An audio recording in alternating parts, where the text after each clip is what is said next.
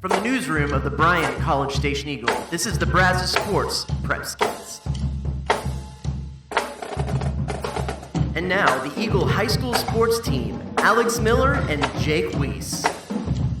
What's up, y'all? You're listening to the Brazos Sports Prepscast. I'm Alex Miller from the Eagle. It's week 1 of the Texas high school football season, guys. And we got a big show in store today.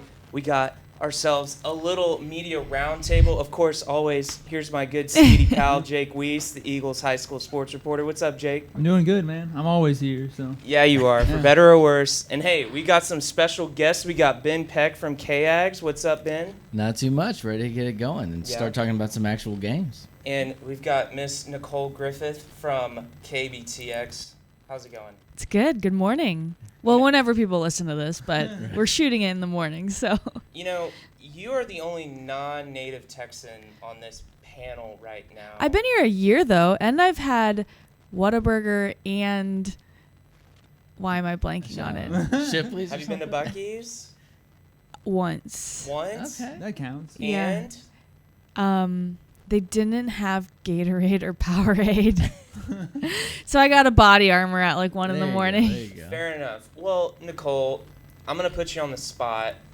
What was the best thing that you got to experience about Texas high school football last fall and in your first kind of dosage of it?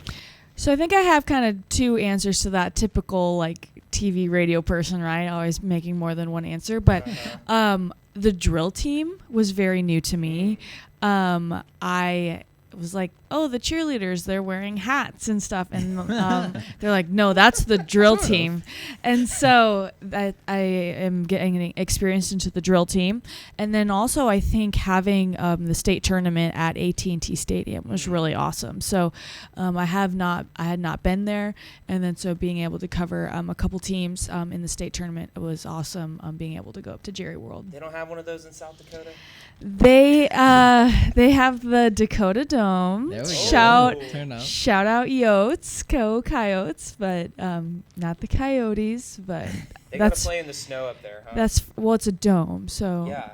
So they don't have to play in the snow. Correct. Yes, they do. I have shot games in negative temperatures. So. Well, you're going to be shooting games in 3-degree temperatures this week because it's going to be a hot one. And we got some big games. We'll get to those in a minute.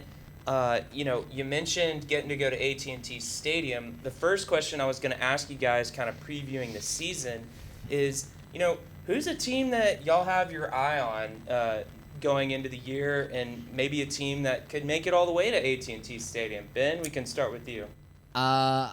I may take the easy answer and say College Station definitely piques my interest. But, something that I think is interesting for me when you think about the 2 College Station teams, I think initially in my mind, Consol, all this returning skill position player talent with Keyshawn Thomas, Trey Taylor, all the different names, Will Hargett that they have coming back, Trace Meadows, and, they just got to figure out the offensive line. And you kind of forget how much skill position talent Seastat has come back with Arrington Maiden and Peyton Cashin and, Alex Vela, Aiden Martinez-Brown. And, if they can – and they got some guys come back on defense. And, of course, goes without saying, Braylon Wortham coming in. So I'll be really interested to see what they can do. Yeah. Jake? I'll kind of take the other school in town. I'll go with A&M Consolidated. Went on these guys' Aggie Sports Overtime, and I think at the end of the segment I said, A&M Consolidated was a team I think could make a run. For sure. I might get a little grief for that one, but I'm really interested to see what Tigers can do this year. You mentioned the skill position guys. Maybe it's a little bit too of, we saw what Stoney could do in year 1, but I don't know. I think Coach Schmidt, I'm interested to see what he and the Tigers can do this year in his first year. I know maybe some high expectations off of what College Station did, but I think they could make a run. Yeah. Nicole? I usually cover Bryan. That's my beat. So I don't know how far of a run they can make, but they made the playoffs last year, and Ricky Tolis' first year. This is his second year, so it's kind of nice to the jump from year 1 to year 2.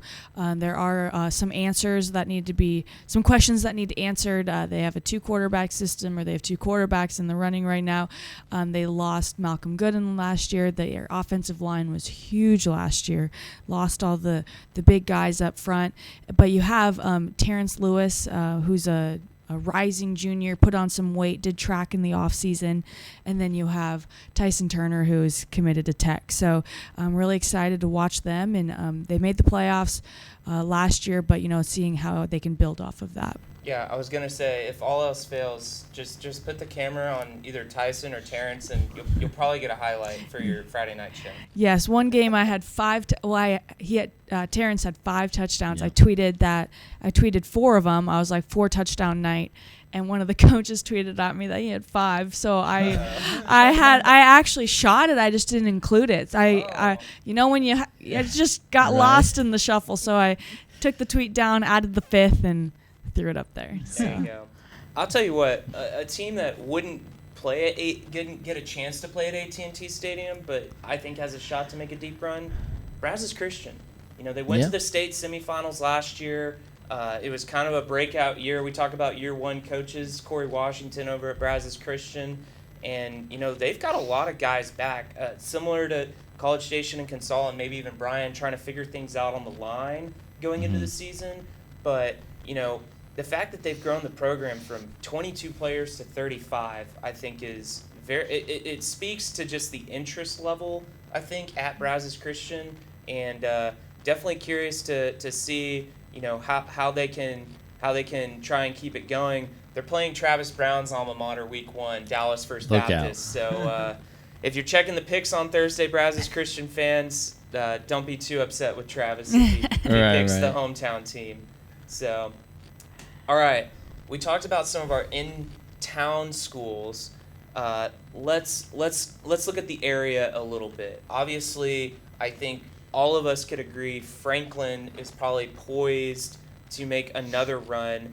Let's just go down the row and share a little tidbit about Franklin, something that has stood out to you the last year or two, and just something you're looking for from the Lions this year. I mean, I think it's just amazingly impressive how they were able to replace departing talent year in, year out. Last year, my first year down here, but all about Malcolm Murphy, what he meant to that team, and in steps Bryson Washington. I know he was there for the first state championship, but really went to another level. And now as he goes, you got Jaden Jackson coming up, Bubba Jackson coming up, Court Lowry's still there, kind of manning the ship at quarterback. So I think that's probably the thing that stands out to me the most. It's hard for high schools to reload like that, especially at that level. For me, Alex, I got to go with a little phrase you've probably heard me say a bunch around the office, but baby runs the ball. I got to say, man, looking at Franklin, I'm always just impressed with the run game. I mean, they just pound the rock, and, teams just can't stop it. They got a big old offensive line. I'm looking to see them kind of keep it going this year, to see them pound the rock. And, hey, we even saw them throw a couple passes. So, couple. Yeah, they got some tricks up their sleeve. But, I'm interested to see just the run game, get it going, and, keep the stats and put some 100-yard rushers in the book. Nicole? Well, I think they kind of made a statement at your media days when they brought their hardware, they brought 7 or 8 players. Mark Fannin didn't make the trip, but he's rinse and repeat up there. So I think it's really interesting. 44-3 in 3 years for Fannin. So I don't remember when their last loss was, but it was to Canadian in the state championship game 2 years ago. Okay, so took it personal and haven't lost since. And then there you have Jane Jackson coming back, 2-star or plays basketball. Can also he's got a nice release on the court, and then I think seeing them in their state tournament when their offensive and their defensive players at the game, just seeing how the team really celebrated those guys and gives them confidence going into next year because they weren't seniors. And so it'll be really interesting to see how they respond. Morgan Weaver's kind of our Franklin beat. Oh, yeah. So I always have to, if you talk Franklin, you got to talk Morgan Weaver. So she'll be she has got them covered. So I think the thing that stands out to me about Franklin is just the amount of experience that they have. I was emailing somebody that works at the school, and he was like, "Hey, you should look into how many starts these guys have. Like, they've got like two hands like full of just guys that have started for 2-3 years." And so I think when that's all that's the standard. And in a way, I think it helps them mentally understand how to get back there. So that's why, to me, I feel confident saying Franklin's going to make another run. I don't think it's going to be easy. I definitely think that their region this year is going to be even better than it was last year. When you look at Hitchcock and Edna, Jake and I were at those games last year covering them together. But yeah, I think the Franklin Lions are the team to beat in Class 3A without a doubt. Who's another team in the area that you guys have your eye on going into the season?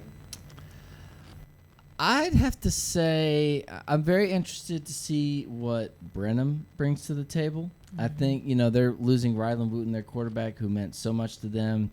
Reed Robinson, a really good receiver for them as well. But they, year 2 under Danny Young's down there, and they just have, I don't know, if they can find that answer at quarterback, if Juan Mata is that guy and can, play at a similar level than Rylan Wooten, or at least comparable enough to let the other guys step up and fill in. They're one of those teams that, like Franklin, just always seems to find a way to get those playmakers that they need for a deep run. And I think they kind of came on late in the season last year as well. Yeah. Jake? All right, I'm kind of glad Ben went first because I was torn. I had 2, and he didn't take either one. So I guess I could throw them both out, but I know we still have Nicole and you to go, so I'll save it. There's a few more schools in the area, so I'll just start. I'll just check it off. I'll be like, okay, not that one. But I think the first one that really stuck out to me, I was kind of driving over this morning and thinking about that question, and gotta go Madisonville. Last year was kind of, they got back to Thanksgiving. That was a goal of theirs. Something I really didn't realize. I don't know about the rest of y'all, but I kind of, I thought, pretty much every team's goal was playoffs and then state. Didn't really realize, getting to play on Thanksgiving or around Thanksgiving was kind of another goal for a lot of teams. Kind of another box you can check on your way to state, Jerry's World. And for Madisonville, that was a goal. Hey, we want to be playing on Thanksgiving. Didn't go their way, of course. I think they lost to Silsby. A good Silsby team. Very good Silsby Traylon team. Miller. Right. But I was just real impressed though with the run they made. I know they had the 9-3 win the week before, kind of an upset. Looking to see what they can do again. I know they got Lorenzo Johnson back. He's kind of their do-everything guy. I think if you look at the roster, he's listed at like 5 different positions. I think it's like wide receiver, kick returner, punt returner. List goes on. Probably could play some quarterback. I don't know. But, I'm interested to see what they can do. Mustangs. Got my eye on the Mustangs.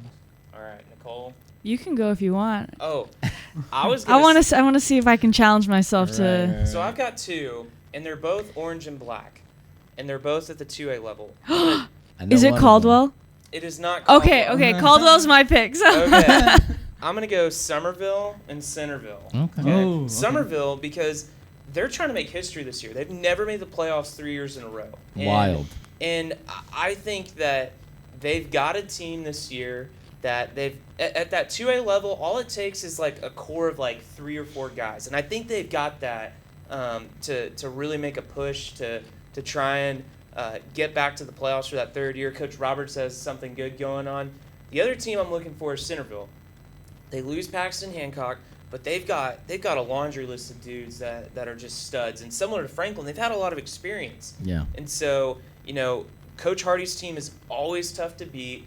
I think they're definitely the favorite in that district. And, unfortunately for Centerville, if they want to get through, they will probably have to play Timpson and Terry Bussey again. Right.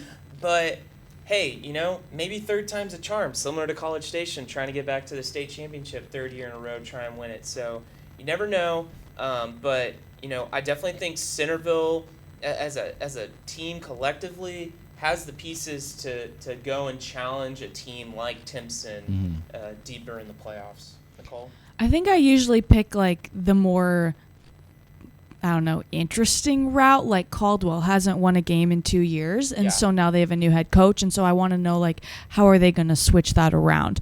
Rudder 2-8 last year. How are they going to switch that around? I feel like we have a lot of when we talked at your media, the Eagles media days, like there's a lot of hungry teams, and so Rudder is in town, but just being able, like, kind of checking in on Caldwell and Rudder and seeing how, like, teams are transferring from not having successful seasons to having successful seasons. Yeah, and hey, we talked about Rudder last week on our show. Yeah. Just, it sounded like they had a pretty successful scrimmage against Georgetown, which, I mean, we've all seen Georgetown. Right. They had a pretty good team last year, Right. and they brought back some dudes. So definitely curious to see what the Rangers can do with Jaquise Martin, Cody Billings, Trace Amola, those guys. Jake, were you gonna say something? No, I was just gonna say nobody mentioned Burton. How did we forget Burton? That Was- was my Oh, I didn't second forget one. about him. All right, tell us about the Burton Panthers and good old Coach Hogan. Did anyone go to the Mart game? I was there. I was there, so we can speak on that. Right. Yeah, Yeah. I got guests today. People hear me enough on the podcast. There you go. Ladies first. Ladies first. So Burton, I love making the drive out there to their high school. They don't have a field, and so it's the second year, I believe, that they won't have home games. They don't even have a practice field. They're practicing on the baseball field, and so I asked if they have to pay rent to baseball, and they said the baseball coach is a football assistant, so it evens out. But love making the drive out there, that 1-lane bridge. I don't know if people go that way, or if that's the only way you can go to get to Burton. But 13-0 before their loss to Mart in the semifinals, I believe. And so their defense had 5 shutouts, and then again this year that they don't have they run the ball heavy, and they don't have any home games. But Coach Hody said, "Hey, we told the team that we're going to be playing on the road a lot," and one of the guys said, "Hey, we won 13 games on the road last year. Might as well do it again." Right. Yeah. No. I mean that defense is so good. And I think will be again. And it's just one of those. If they could maybe win the whole thing, averaging like 17 points a game if they needed to. Like that defense is that good. So it's one of those.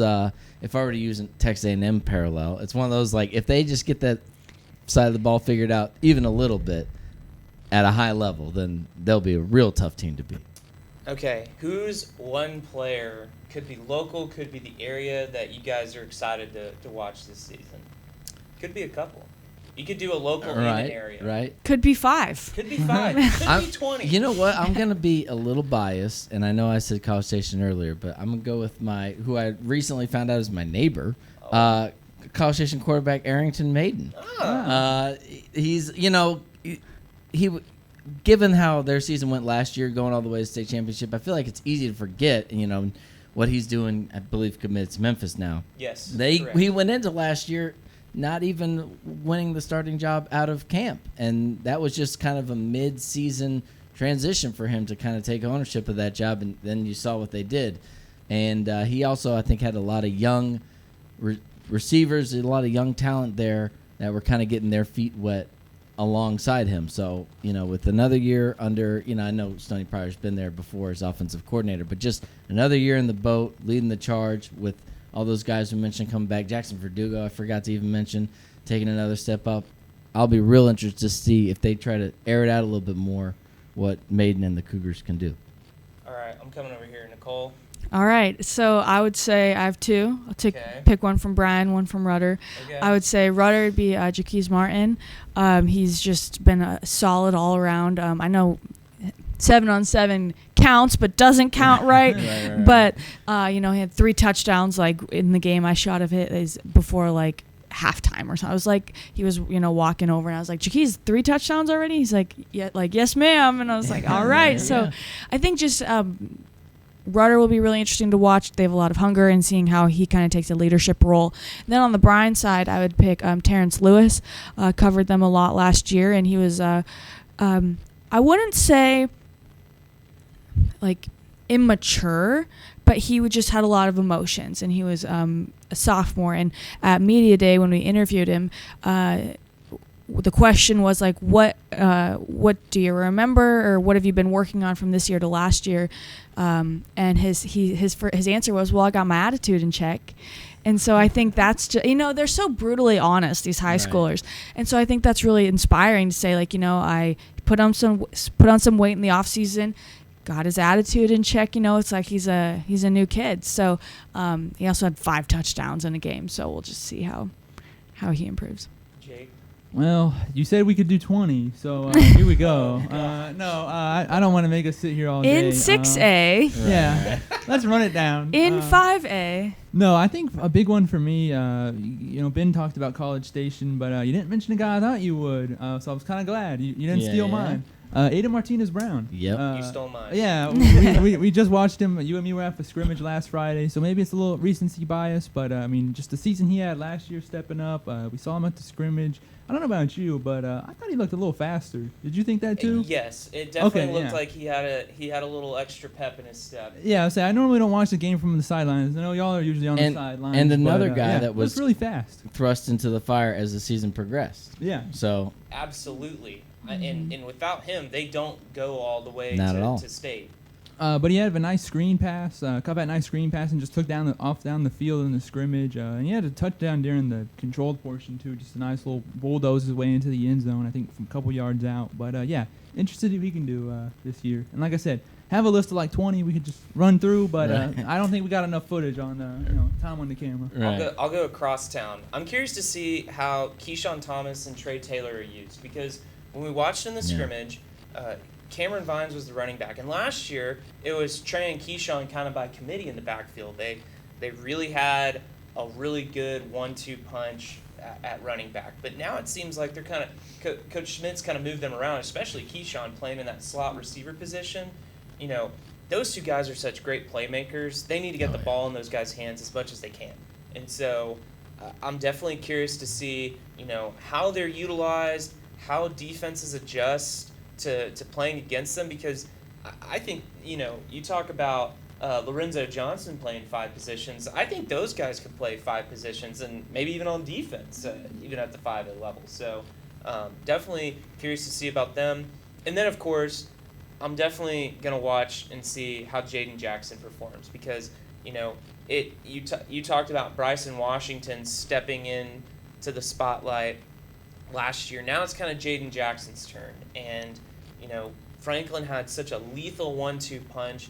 They know they have Jackson. They know they have some guys that have had some carries behind him, but they really need to get that second guy, I think. I think they're going to use Devin Hidrago a lot, carrying the ball, running, some of those outside sweeps that they like to run. But Jaden's the guy. They're going to need him to stay healthy. They're going to be depending on him a lot, and he's just a fun player to watch. And he's such a nice guy. He's so quiet. He's so humble. You enjoy talking to kids like that and getting to watch them play. So, all right, 2 more. What's one game you've got circled on the schedule this season? Jake? Oh, all right. Wow, I thought we were going to have our guest go first. You're good. All right, well, I'm probably going to steal the one that's on everybody's list, but it's the rivalry game, College Station, A&M Consolidated. I think that's, 2 weeks before? Like, it's not the end of the regular season, but I think it's October like the game 27th. before. Right before Halloween. Right before Halloween. Yeah. Could get spooky over there at Tiger. Right. It's at at College Station last year. Really good game. It was back and forth game. I think Consol went up 21-0 around that number, and then I thought they were going to drop a 50 burger. Right. Yeah. Right. College Station made a comeback. Coming from Auburn, we all know about the Iron Bowl. I don't know, kind of like around here, it makes me kind of think of it's the high school Iron Bowl. Right. No one's TPing trees, of course, after wins, but it's close You just enough. gave them an idea now. Yeah, there we go. Hey, they can use that if they want. I wouldn't mind, driving downtown, seeing some snow. Right. So who's Alabama and who's Auburn? Don't answer that. Well, I guess Consol would have to be Auburn because they're the Tigers, right? There we go. There we go. Oh man, I'm gonna do a little off the wall, a non-district game, Navasota and Madisonville, who played an instant classic last year. I think that was a multiple overtime, if I'm not mistaken. at the very least, a crazy game down to the wire. And we've mentioned Madisonville, a team coming up. Navasota, a team we haven't talked about yet, but a team that I think is also one of those just interesting teams. They've always got some pieces, and like they're going to be the team that when they break out, I feel like it's like, we knew they were about to. And then, it just because they're always kind of right there in the mix. So I think that'll be, especially to gauge both those teams early on. Nicole? I'm going to go Cameron Yo and Franklin. I like it. I like it. Yes. Because when we ask the players, because usually, we're so used to college, like, response, like, you got a game circled. They're like, game one. Focus on Right. game one. All the games are as equal as, New Mexico and Alabama are the Right. same playing field. No, they're not. But asking the Cameron Yo players, you got a game circled on? And they go, Franklin. We want to beat them. Because, they're on the pedestal. They haven't lost. Right. And so they're hungry to beat them. Hey, there's only 2 other teams that have won 3 state championships in a row in the Brazos Valley. Cameron Yo is the first. Trivia question, who's the other one? Oh, I should know this. I'm non-Texan. I know. Come on, Jake. We talked about this. Oh, yeah. What can I get the class? answer, Yeah. or- Oh, Bremont. Yeah, there you go. That's I didn't right. think That's I, right. I That's thought right. this was just a question for I our was in guests, Lubbock like- covering Seagraves when they were like pretty good, and they never made it to state, but they were always going to lose to Bremont if they did. Rick Rhodes, Cameron coach, he was the guy that won the 3 state Mhm. championships there. So it'd be kind of interesting if they were able to knock Franklin off that pedestal for sure. Okay, I'm going to go a little off the wall.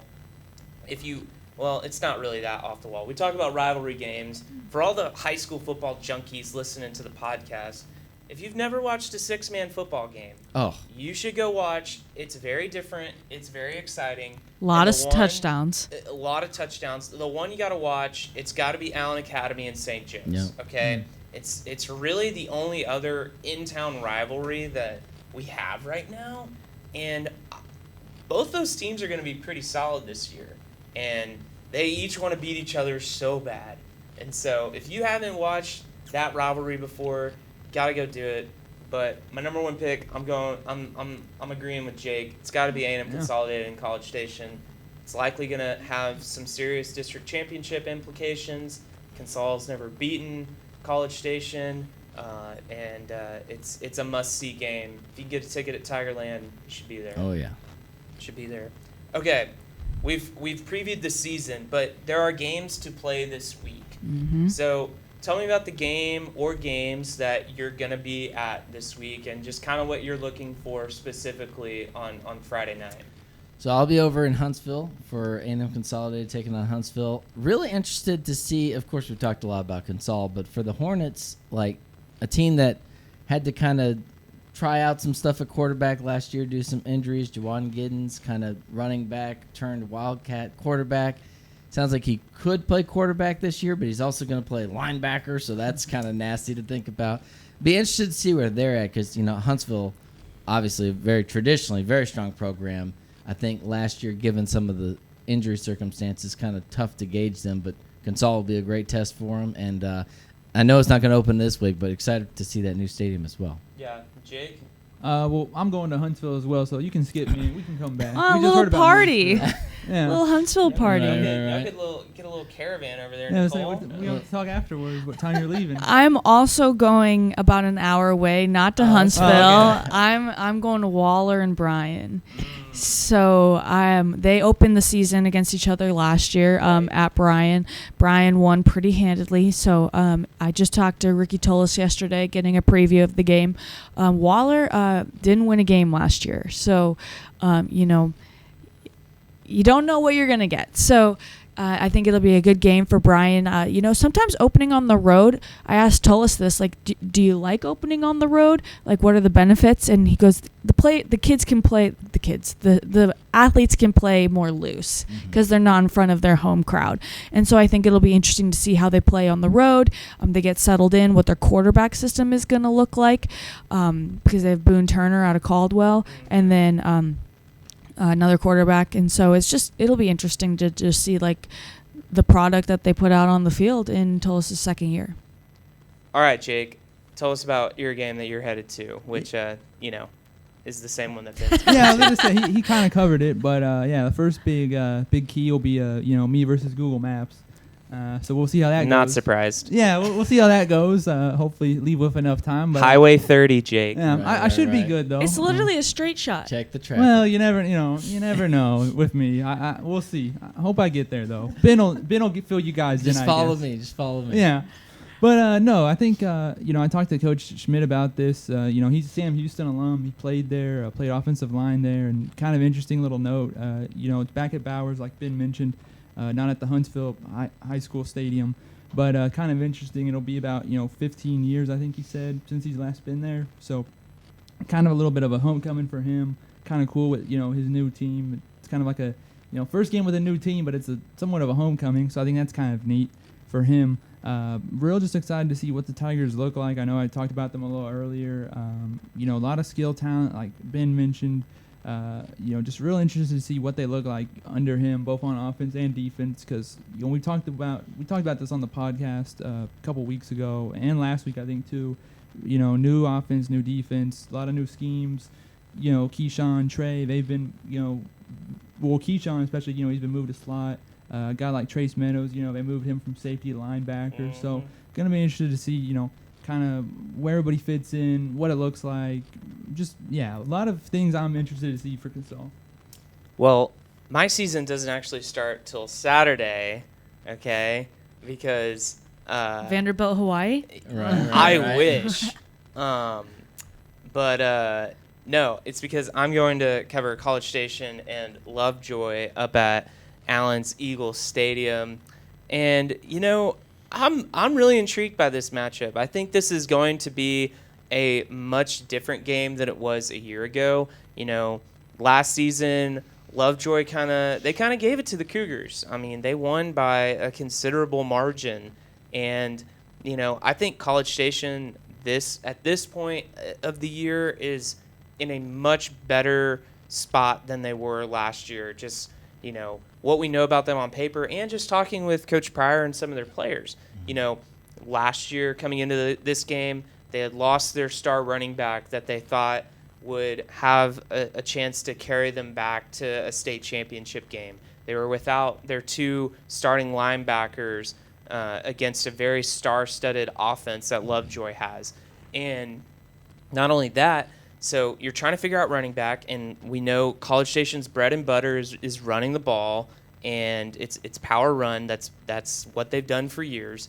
And not only that, they didn't have their quarterback situation figured out at this point last year. So having Arrington Maiden solidified, a year under his belt, watching him in the scrimmage last week, he seemed pretty sharp throughout most of it.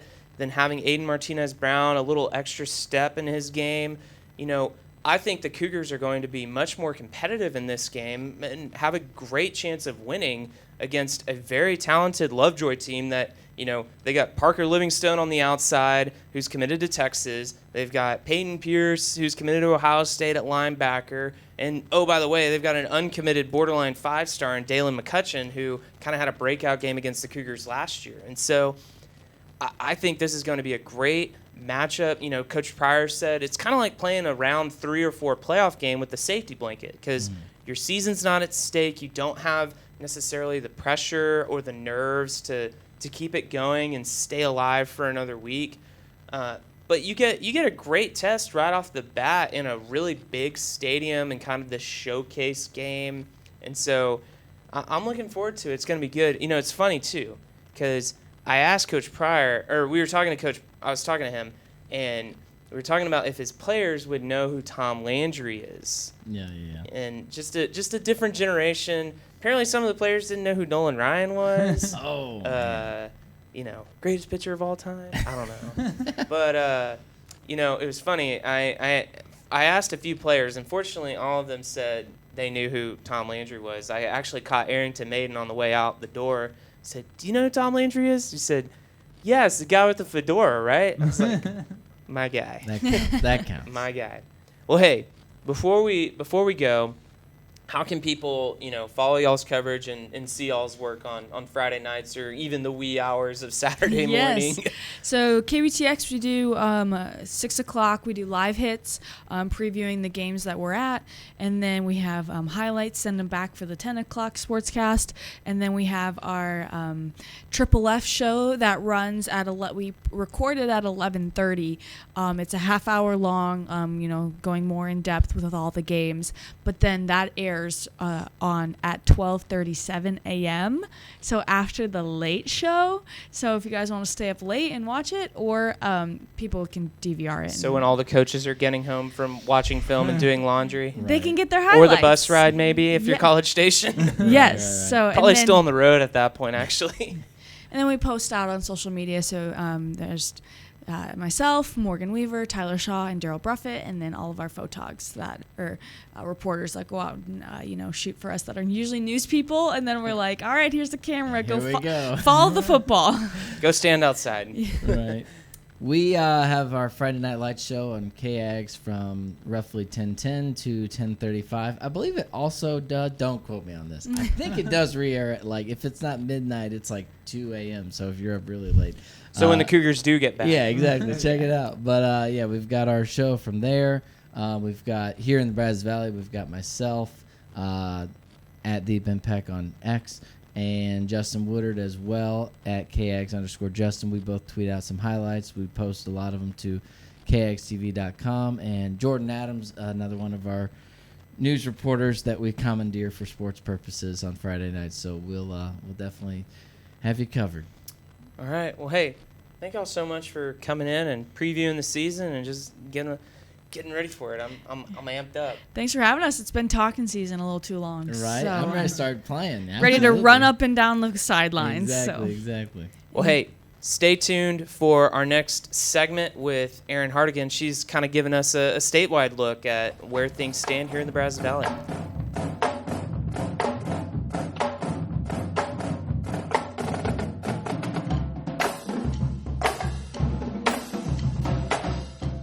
Welcome back, y'all. This is the Brazos Sports Prepcast. I'm Alex Miller from the Eagle. Joining us now is Erin Hardigan, just giving us a little bit of a statewide perspective. Erin, how are you this afternoon? Listen, Texas football is Texas football in general. Texas high school football, Texas college football, NFL is about to start. So I am doing just fine, my friend, and I'm hoping you're ready. I know. It's been quite the summer, and I think we're all ready to get after it, huh? I think we are. I'm definitely hydrating. I hope our players and coaches around the state are hydrating. It's going to be a hot week, but I know they're excited to get back on the field for sure.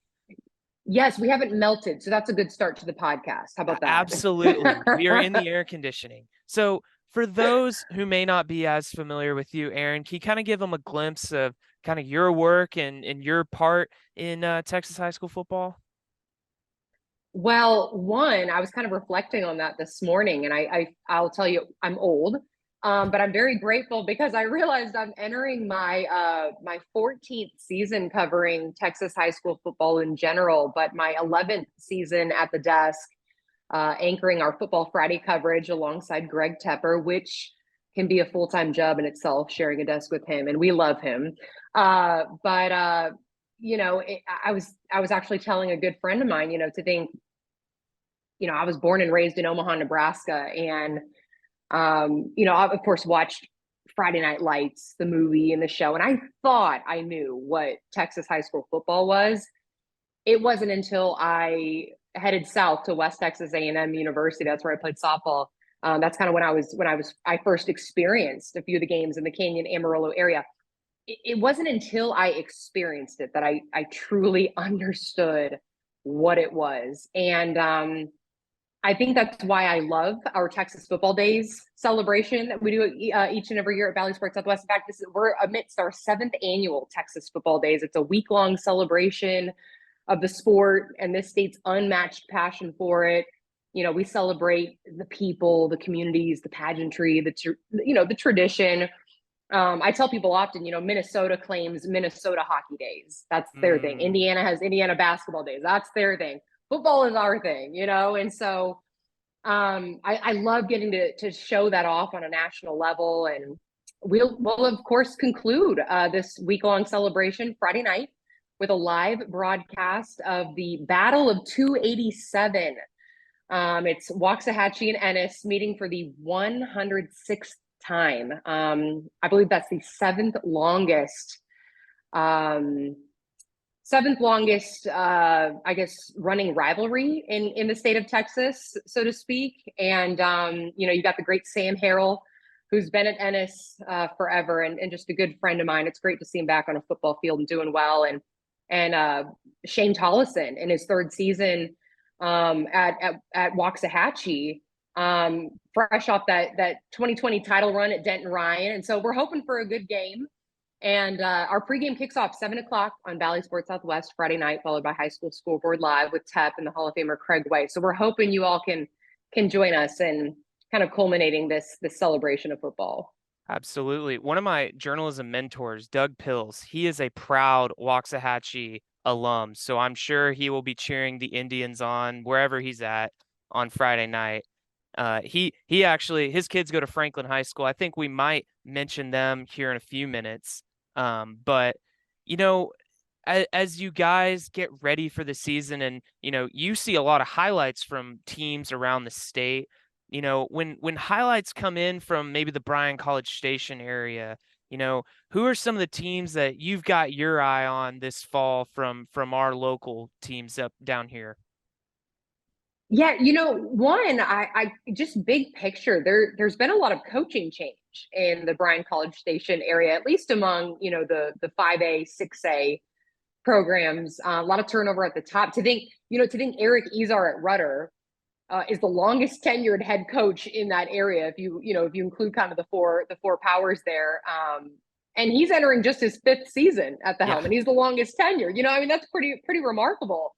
Now they may be, new faces, but they are absolute veterans in the game at all levels. Obviously Izar led the Rangers to the playoffs for the first time in school history in 2021, struggled a little bit last season, but I'm confident with that talented cast of returners he's got. Speaking to him at coaching school this summer, it's about gathering experience and letting that experience continue to grow. And I'm looking forward to seeing that growth on the field this season for them. Then you have my good friend Ricky Tulos at Bryan. He came aboard, of course, last year from Pearland. But I remember vividly when he won that state title at George Ranch in, I believe it was 2015, which feels like yesterday, but also an eternity ago. Ricky, of course, led Bryan to the playoffs last year. They had the unfortunate draw of the eventual state champ Duncanville in that first round. But I'm confident that if he can get some of the teams in districts such as, Pflugerville Wise, Colleen Harker Heights, Temple, if he can get those teams this year, I really feel they could shake things up.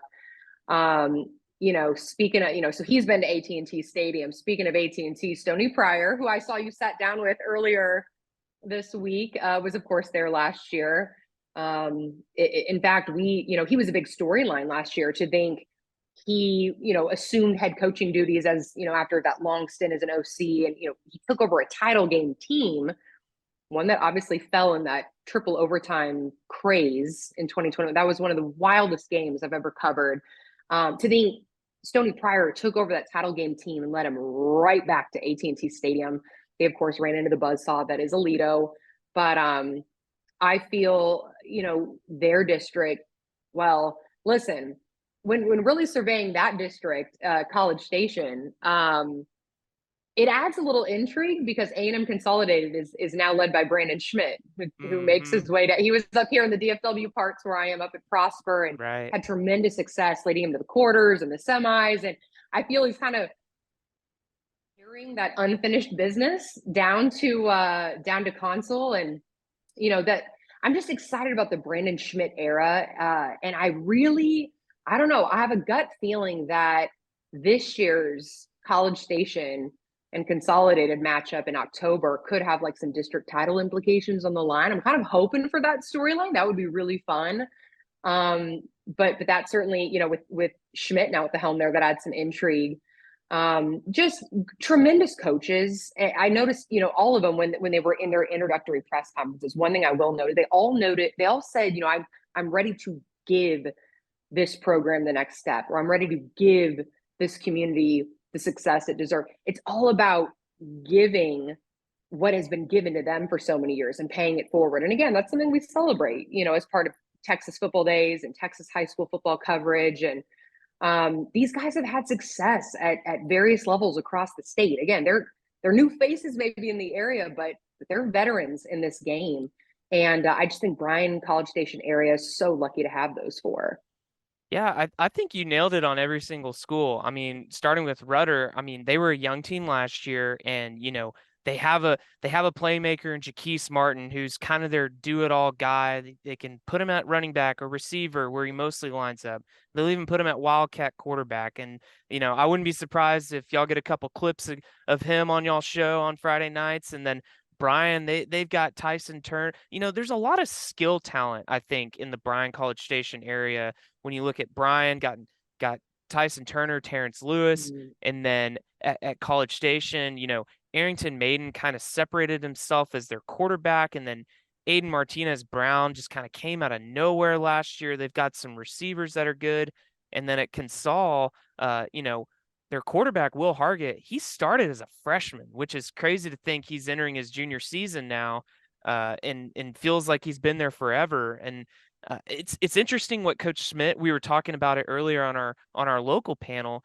They have taken these guys, Trey Taylor, excuse me, and Keyshawn Thomas, who were kind of their two running backs last year. They're using them in some different roles this year at receiver and maybe even on defense. And so, I'm really interested to see what kind of wrinkles that Coach Schmidt puts into them, because I thought the Tigers had a great team last year, and they've got a really good chance to do something special. I think you nailed it, that game against College Station.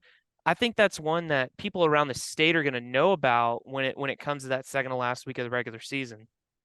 Yeah, I really think that district's going to be that's going to be a fun one to follow all season. But again, with Schmidt at the helm, that changes things. And I know he and Stoney are, of course, good friends. It's one big fraternity, really, Texas high school football. It's all these coaches, of course, respect each other, and you love seeing kind of those respected rivalries play out. And I'm hoping maybe that could become one.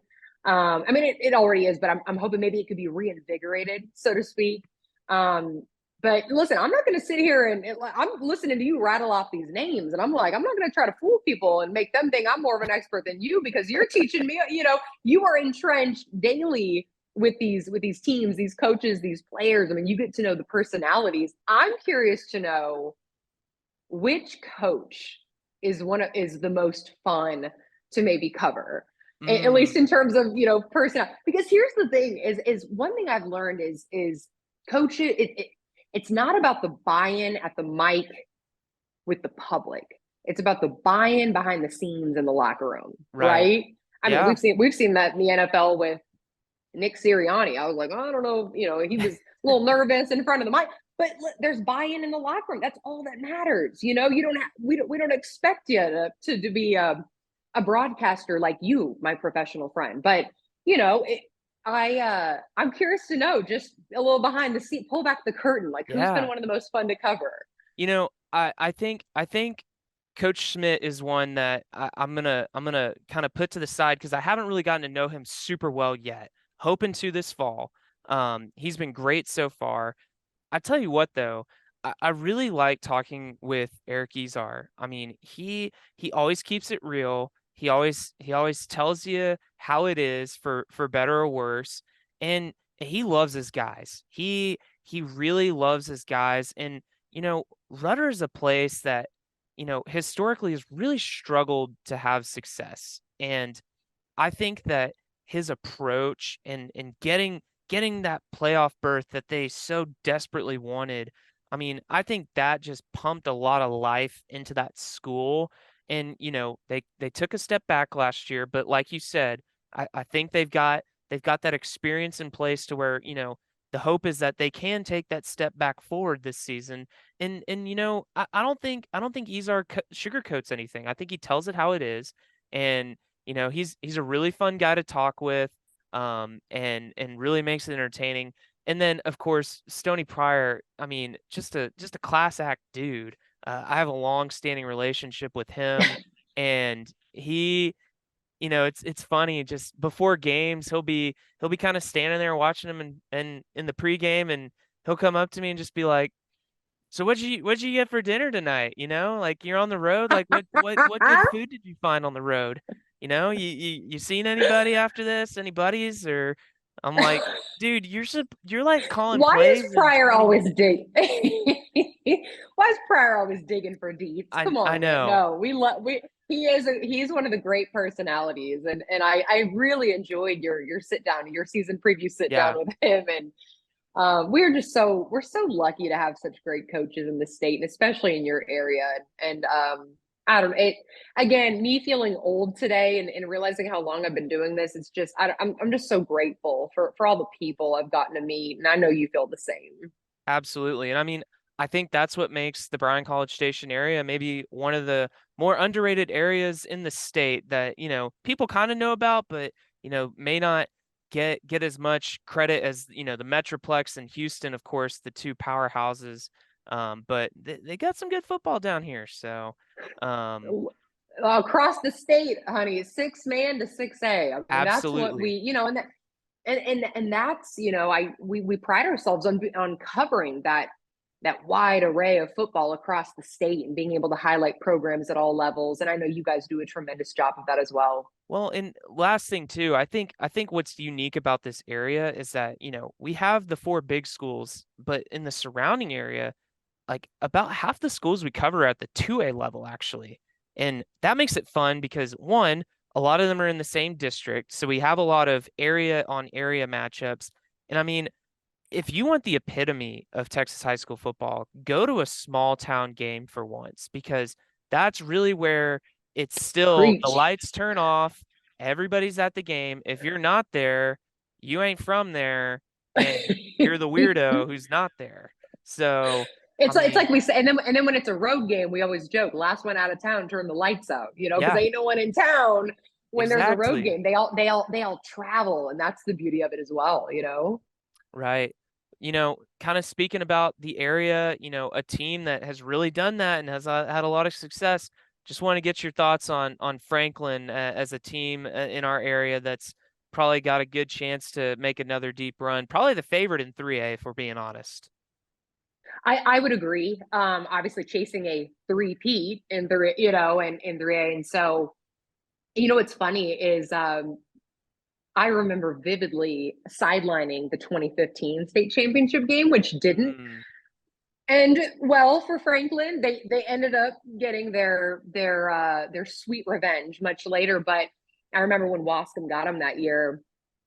Um, I remember vividly, Fannin and company mentioning, upon reflecting on that season, that run, that game in particular, he mentioned that it was when he appreciated the losses, or rather respected those losses, and was really able to kind of step back and survey those in terms of, okay, what shouldn't we do, or what maybe am I not, what maybe do I need to delegate to others, am I taking on too much, am I trying to do too much? I need to know what I'm good at, I need to know what we're good at, and I need to know how to delegate to others to share their gifts and helping us, get back to that stage and have success. And you saw that play out, in that reflection breeds gratitude and growth. And through that, it helps you kind of move forward. And that's kind of been the beauty of Franklin is watching them kind of propel that state championship loss into fuel to the fire and momentum moving forward. I just had so much respect for them for being able to view it that way. That's some maturity right there. I don't know if many of us have some of that at those times, but I learned from that, thinking, when you really dissect it, and use it for a purpose greater than yourself, and use it in moving forward, they translated that into success. And I agree. I would not be shocked in December if you and I are sitting here doing this podcast again and we're talking about Franklin with a three-peat. And I just think that would be so fitting for the community as well, because I just know they're thick as thieves, and they rally around their boys, and it's just been so much fun watching the development of that program and kind of their story unfold on the gridiron. I'm curious because, you cover teams across the state, and there are a small handful of teams that have won 3 state championships in a row. It's a very hard feat to accomplish. There's been a couple in the Brazos Valley when you think about Cameron Yo and Bremond in the last decade, all the way up to the 6A level with Westlake winning 3 with Cade Klubnik. What have you noticed as, maybe some of, the secret sauce per se for these teams to, be able to actually do that, something that is just such rare air? I've heard this line from several coaches, phrased it differently, of course, but most have noted that to start, it takes commitment. To finish, it takes consistency. And consistency has been key in those programs, again, top to bottom, 6A to 6-man, establishing, the coaches establishing a philosophy and not veering from that. You know what he's about, and you know that he is going to break you down only to build you up. Everything he does is for your good and for the program's good. When you have that buy-in, that's where it starts. And when you see that coach showing up every day, same time, doing the same thing every day. I mean, when you see that, it's hard not to follow that, right? And in order to hold your guys accountable, you got to be walking the walk too. And that's what a lot of those coaches do. And guys follow their lead. It's just the consistency, and it's in the little things. I'm not even talking about football. It's like showing up for class on time, sitting in the front. It's like, community service, what can I do to give to others? It's bigger than yourself. It's bigger than us, and it translates on and off the field. And I think that's been the biggest thing I've kind of noticed in a lot of those programs is just consistency and again, these guys don't have to be what we want them to be in front of a mic, and we, and again, we sit here and kind of, you can kind of critique from afar, but you don't know what's going on inside that locker room, and you don't know the buy-in that this coach is able to receive, and just being genuine and himself. I think kids read into that. They can see if you're being genuine and you're being your authentic self. And a lot of great coaches, they're an open book, man. And I respect that, and I appreciate that. And so, again, Franklin's one of those programs. And so and even College Station, we were talking about Stony Pryor. I mean, if he can get past Consul and some of those bigger programs in the district, I think I don't see them having any trouble this year. But again, I'd be shocked if we're not sitting here too, maybe talking about Stony Pryor, or at least returning to AT&T Stadium for a third straight trip. Well, Aaron, thanks so much for giving us a glimpse of your insight into Texas high school football and here in the Brazos Valley. Before we let you go, you mentioned Texas high school football days this week, but once the season really starts to get into swing, how can people follow y'all's work and stay up to date with all kinds of highlights and whatnot? Well, listen, hang with us on Friday nights, man. Grab a pizza and if you can't make it to a game, hit Valley Sports Southwest. We'll have 3 hours of wall-to-wall statewide coverage on Football Friday, and of course our wrap-up show, the Emmy award-winning High School Scoreboard Live, as Craig Way calls it. I was not a part of any of those Emmys, so I am not claiming them, but the Hall of Famer can.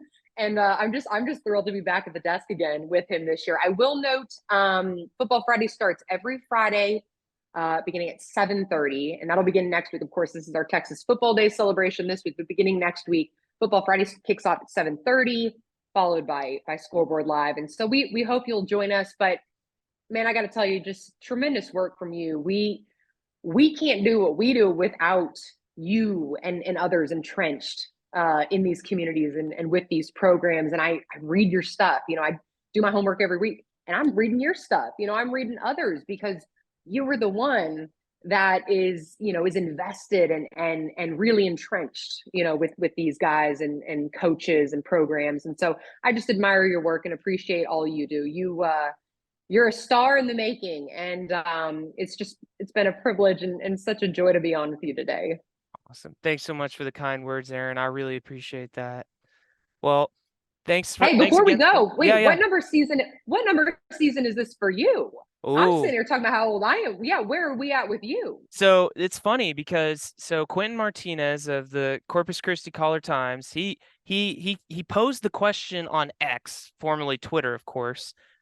Question to all Whatever we're my calling it. media brethren and sisters across the state a few days before we kicked this thing off. What was your first year you covered Texas high school football? And I replied because a bunch of the big name sports writers across the state were replying, so I was like, I gotta do this. So I mentioned how in high school I got a couple years of doing some features and a couple game stories for our high school student newspaper, which was funny because I was a bench warmer on the team and interviewing my buddies, of course, but got to start stringing for the Eagle in 2019, and then they hired me in spring 2020 full time. So I guess this is year number 5 with the Eagle, but I guess we can technically say year 7. So I hope there's many more to Lucky come. number 7. Lucky number 7. Here we go, man. Yeah. No, hey, listen, and it's our story. I always say our stories are our greatest strength, and so in sharing yours and in sharing others, we can strengthen many more. So I just again, such a joy, and enjoy the season, man. And we're here if you guys need anything at all. Sounds great. Thanks, Aaron. Hey, thanks for everyone for tuning into this week's episode of the podcast. Be sure to check theeagle.com for all of our coverage on this week's games. We'll see you next week.